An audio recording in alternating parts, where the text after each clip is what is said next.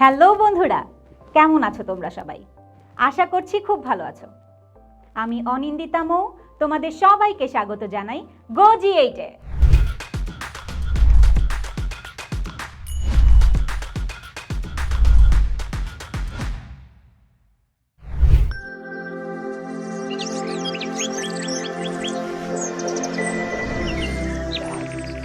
বন্ধুরা, আমরা আগের এপিসোডগুলোতে জাবেদা সম্পর্কিত বিভিন্ন খুঁটিনাটি বিষয় সম্পর্কে জেনেছিলাম।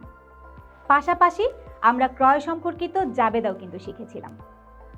আমাদের আজকের এপিসোডে আমরা ক্রয় সম্পর্কিত জাবেদার বাকি অংশটুকু শিখব। তাছাড়াও বিক্রয়, ফেরত ও নগদান হিসাব সম্পর্কিত জাবেদাগুলোও শিখে নিব। বন্ধুরা, আমরা আগের এপিসোডে দেখেছিলাম পণ্য ক্রয় করলেই প্রতিষ্ঠানে পণ্যের পরিমাণ বেড়ে যায়, কিন্তু বিভিন্ন কারণে ক্রয় বা পণ্যের পরিমাণ কমে যেতে পারে। যেমন ধরো, ভোক্তাদের উদ্দেশ্যে বিনামূল্যে পণ্য বিতরণ করলে, আগুন লেগে প্রতিষ্ঠানের পণ্য পুড়ে গেলে বা বিনষ্ট হলে, মালিক নিজের ব্যবহারের জন্য প্রতিষ্ঠান থেকে পণ্য উত্তোলন করলে। আমরা দেখেছি প্রতিষ্ঠানে পণ্যের পরিমাণ বেড়ে গেলে ক্রয় হিসাবকে ডেবিট করতে হয়, কিন্তু তোমরা স্ক্রিনে যে কারণগুলো দেখেছো সেই সব কারণে পণ্যের পরিমাণ কমে যাওয়ায় ক্রয় হিসেবকে ক্রেডিট করতে হবে। বন্ধুরা, তোমাদের মনে নিশ্চয়ই প্রশ্ন আসতে পারে, ক্রয় হিসেবকে ক্রেডিট করার পর তাহলে ডেবিটে কি হবে? এখানে তো আর ক্রয়ের টাকা পরিশোধ করার মতো তেমন কিছু নেই, তাহলে কি করা যায়? এবার উদাহরণগুলো দেখো। বন্ধুরা, একটা উদাহরণ আছে, ভোক্তাদের উদ্দেশ্যে বিনামূল্যে পণ্য বিতরণ ৩,০০০ টাকা। এখানে পণ্য বিতরণ করেছে নিজের ব্যবসায়ের প্রচার করার কারণে। এটা এক ধরনের বিজ্ঞাপন। আমরা বিজ্ঞাপন হিসেবকে ডেবিট করব, আর স্বাভাবিকভাবেই ক্রয় হিসেবকে কি করতে হবে? ক্রেডিট করতে হবে।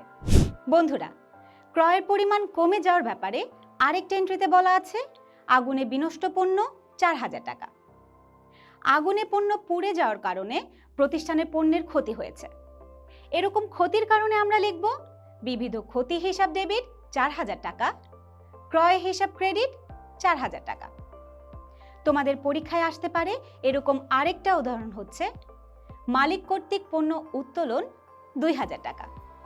তোমাদেরকে জানিয়ে রাখতে চাই, মালিক নিজের জন্য কিছু উত্তোলন করলে উত্তোলন হিসেবকে ডেবিট করতে হয়, তাই আমরা উত্তোলন হিসেবকে ডেবিট করে ক্রয় হিসেবকে ক্রেডিট করব। বন্ধুরা, তোমাদের অনেকের মনে হয়তো আরেকটা প্রশ্ন আসবে, মালিক যদি পণ্য উত্তোলন না করে টাকা উত্তোলন করতেন তাহলে কি হতো? খুব সহজ উত্তর, পণ্য উত্তোলন করায় আমরা ক্রয় হিসেবকে ক্রেডিট করেছিলাম, কিন্তু নগদ টাকা উত্তোলন করায় আমরা এবার নগদান হিসাবকে ক্রেডিট করব। আশা করি এবার তোমরা বুঝতে পেরেছো। বন্ধুরা, এতক্ষণ তো আমরা ক্রয় সম্পর্কে বিস্তারিত দেখে নিলাম। চলো এবার ক্রয়ের বিপরীতে বিক্রয় সম্পর্কে একটু জেনে নিই। যেহেতু ক্রয়ের বিপরীত হচ্ছে বিক্রয়, তাই জাবেদার ক্ষেত্রেও আমাদেরকে বিপরীত জাবেদাটি লিখতে হবে।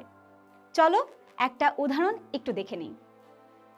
নগদে বিক্রয় ৫,০০০ টাকা। আমরা জানি ক্রয় যেহেতু ডেবিট, তাই বিক্রয় হবে ক্রেডিট। একইভাবে আমরা দেখেছিলাম ক্রয়ের টাকা যেভাবে পরিশোধ করা হবে সেটা হবে ক্রেডিট, কিন্তু বিক্রয়ের ক্ষেত্রে একদম উল্টো, অর্থাৎ বিক্রয়ের টাকা যেভাবে পরিশোধ করা হবে সেটা হবে ডেবিট। তাহলে আমাদের উত্তর কি হবে? নগদান হিসাব ডেবিট ৫,০০০ টাকা, বিক্রয় হিসাব ক্রেডিট ৫,০০০ টাকা। বন্ধুরা, তোমরা দেখেছিলে নগদে ক্রয় করার সময় আমরা নগদান হিসেবকে ক্রেডিট করেছিলাম, কিন্তু এখন ডেবিট করেছি। একইভাবে ক্রয় করার কারণে ক্রয় হিসেবকে ডেবিট করেছিলাম, কিন্তু এখন বিক্রয় করার কারণে বিক্রয় হিসেবকে আমরা ক্রেডিট করেছি।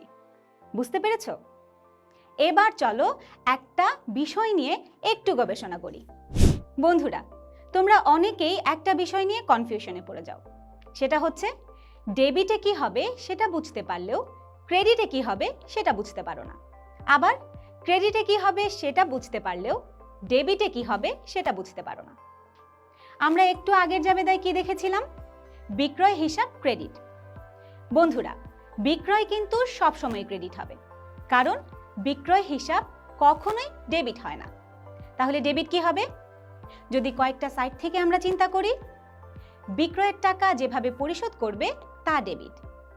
যেহেতু নগদ টাকা চলে গিয়েছে তাই নগদান হিসেবকে ডেবিট করব। আমরা জানি নগদ টাকা হচ্ছে সম্পদ, সম্পদ বাড়লে সম্পদ ডেবিট। বিক্রয় করার কারণে নগদ টাকা বেড়েছে, তাই নগদান হিসেবকে আমরা ডেবিট করেছি। আশা করি আর ডেবিট ক্রেডিট নিয়ে তোমাদের কোনো সমস্যা হবে না। আমরা বিক্রয় নিয়ে কি বলেছিলাম? বিক্রয় হচ্ছে ক্রয়ের বিপরীত। তাহলে এই লেনদেনের জাবেদা কি হবে বলো তো? মিরপুরের মেহেরুন মিতু ট্রেডার্সের নিকট বিক্রয় ৩৫,০০০ টাকা, যার ৩০% নগদে। আমরা জানি বিক্রয় হিসাব ক্রেডিট, তাই ক্রেডিট বরাবর সরাসরি ৩৫,০০০ টাকা লিখে ফেলব। একইভাবে তিনি বিক্রয়ের টাকা কিন্তু দুইভাবে দিয়েছেন বা দিবেন, নগদে এবং বাকিতে। তিনি নগদে দিবেন ৩০% বা ১০,৫০০ টাকা। নগদান হিসাব নামে ডেবিটে এই ১০,৫০০ টাকা আমরা লিখে ফেলব, আর অবশিষ্ট ৭০% বা ২৪,৫০০ টাকাকে দেনাদার হিসাব নামে ডেবিটে লিখে ফেলব। বন্ধুরা, আমরা দেখেছিলাম ক্রয় ডেবিট হলেও ক্রেডিট হওয়া সম্ভব যদি ক্রয়ের পরিমাণ কমে যায়, কিন্তু বিক্রয়ের বেলায় সরাসরি বিক্রয় কমে না, তাই বিক্রয় হিসাবকে কখনোই ডেবিট করা যাবে না। তবে ফেরতের ক্ষেত্রে একটু ভিন্ন হয়। যদি ক্রয় করা পণ্য ফেরত দেয় তাহলে ক্রয়ের পরিমাণ কিন্তু কমে যায়, তাই ক্রয় ফেরত হিসাবকে ক্রেডিট করতে হয়। বন্ধুরা, ক্রয় ফেরতের জাবেদা কি হবে? পাওনাদার হিসাব ডেবিট, ক্রয় ফেরত হিসাব ক্রেডিট। অন্যদিকে বিক্রয় ফেরতের জাবেদা কি হবে?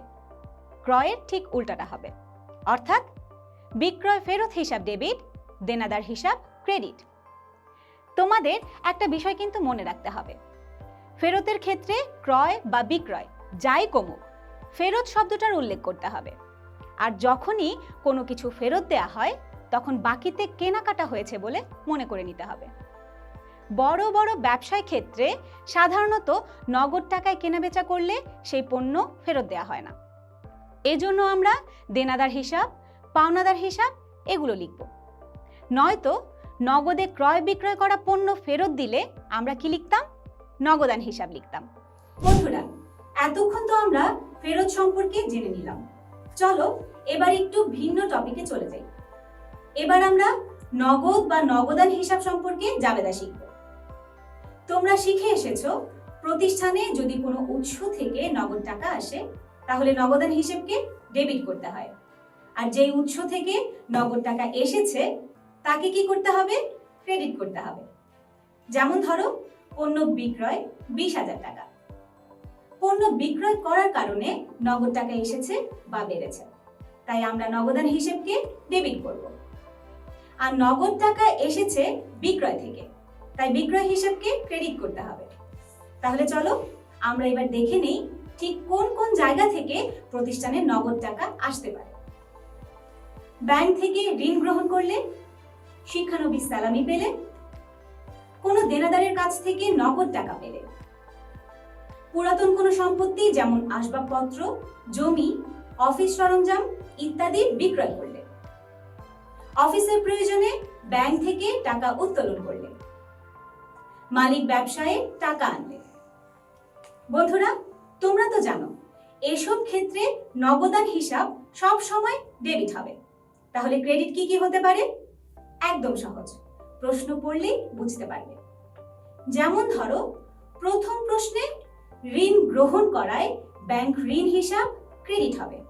তারপর দেখো দ্বিতীয় প্রশ্নে শিক্ষানবিশ সালামি থেকে টাকা পেয়েছে, তাই শিক্ষানবিশ সালামি হিসাব ক্রেডিট হবে। তৃতীয় থেকে পঞ্চম প্রশ্ন পর্যন্ত ক্রেডিট পক্ষ কি হতে পারে তা নিশ্চয়ই তোমরা বুঝে গিয়েছো। বন্ধুরা, তবে ষষ্ঠ প্রশ্নে দেখো মালিক ব্যবসায় টাকা আনায় মূলধন হিসেবকে ক্রেডিট করতে হবে।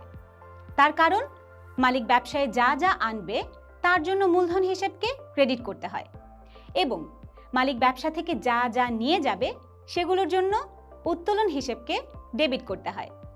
এই ছোট্ট বিষয়টা মনে রাখলেই তোমাকে মূলধন আর উত্তোলন হিসেব নিয়ে এত বেশি চিন্তা করতে হবে না। আশা করি তোমরা বুঝতে পেরেছো। বন্ধুরা, এতক্ষণ আমরা দেখলাম প্রতিষ্ঠানে নগদ টাকা কিভাবে বাড়তে পারে এবং সেজন্য আমাদেরকে ঠিক কিভাবে সেই হিসেব করতে হবে। আর এখন আমরা দেখব প্রতিষ্ঠান থেকে কিভাবে নগদ টাকা কমে যেতে পারে। নগদ টাকা কমে গেলে নগদান হিসেবকে ক্রেডিট করতে হয়। মনে রাখবে, শুধু নগদ টাকাই না, যে কোনো সম্পত্তি বাড়লে সেই সম্পত্তির হিসেবকে ডেবিট করতে হয়। কিন্তু কোনো সম্পত্তি যদি কমে যায় তাহলে সেই সম্পত্তির হিসেবকে ক্রেডিট করতে হবে। তাহলে চলো দেখে নিই ঠিক কি কি কারণে প্রতিষ্ঠানের নগদ টাকা কমে যেতে পারে আর যার জন্য আমরা নগদান হিসেবকে ক্রেডিট করব। পণ্য ক্রয় করলে কোনো খরচ, যেমন ধরো বেতন, ভাড়া, বিজ্ঞাপন, বীমা প্রিমিয়াম ইত্যাদি পরিশোধ করলে, কাগজ, কালি, পেন্সিল ইত্যাদি মণিহারি ক্রয় করলে, কোনো সম্পদ যেমন ধরো আসবাবপত্র, দালান কোঠা, জমি ইত্যাদি ক্রয় করলে। বন্ধুরা, এরপর পাওনাদারদেরকে তাদের প্রাপ্য টাকা পরিশোধ করলে, ব্যাংকে টাকা জমা করলে, মালিক তার ব্যক্তিগত প্রয়োজনে ব্যবসা থেকে টাকা উত্তোলন করলে, ব্যাংক থেকে নেওয়া ঋণ পরিশোধ করলে। বন্ধুরা, তোমাদের মনে প্রশ্ন আসতে পারে, এসব এন্ট্রির জন্য যদি নগদান হিসেবকে ক্রেডিট করি তাহলে ডেবিট কাকে করব? খুব সহজ, যেমনটা আমরা কিছুক্ষণ আগেই বলেছিলাম। যেসব কারণে নগদ টাকা চলে গিয়েছে সেসব হিসেবকে ডেবিট করতে হবে। যেমন ধরো পণ্য ক্রয় করার কারণে ক্রয় হিসেবকে ডেবিট করব। একইভাবে কোনো খরচ পরিশোধ করলে তার নামকে ডেবিট করব। যেমন বেতন হিসাব ডেবিট, এরকম। আশা করছি ডেবিটে কি হবে তা তোমাদের বুঝতে আর সমস্যা হবে না। তো তারপরও তোমাদের সুবিধার্থে স্ক্রিনে উত্তরগুলো আরেকবার দিয়ে দিচ্ছি।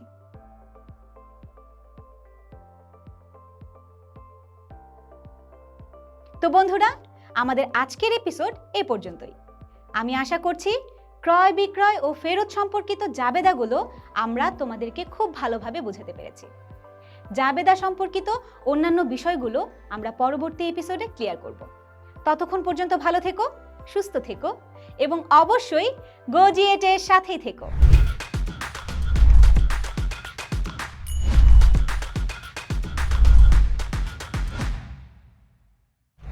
বন্ধুরা, আজকের এপিসোড থেকে আমরা যে গুরুত্বপূর্ণ বিষয়গুলো জানলাম, চলো সেগুলোর কিছু সংক্ষিপ্ত নোটস দেখে আসি। পণ্য বিক্রয় করলে বিক্রয় হিসাব ক্রেডিট এবং যেভাবে বিক্রয়ের টাকা পরিশোধ করা হবে তা ডেবিট। ক্রয় হিসাব ক্রেডিট হলেও বিক্রয় হিসাব কখনোই ডেবিট হয় না। ক্রয় ফেরত জাবেদা, পাওনাদার হিসাব ডেবিট, ক্রয় ফেরত হিসাব ক্রেডিট। বিক্রয় ফেরত জাবেদা, বিক্রয় ফেরত হিসাব ডেবিট, দেনাদার হিসাব ক্রেডিট। প্রতিষ্ঠানে কোনো উৎস থেকে নগদ টাকা আসলে নগদান হিসেবকে ডেবিট করতে হবে এবং যেই উৎস থেকে নগদ টাকা এসেছে তাকে ক্রেডিট করতে হবে। একইভাবে প্রতিষ্ঠানে নগদ টাকা কোনো কারণে কমে গেলে নগদান হিসেবকে ক্রেডিট করতে হবে এবং যেই কারণে কমেছে তার হিসেবকে ডেবিট করতে হবে।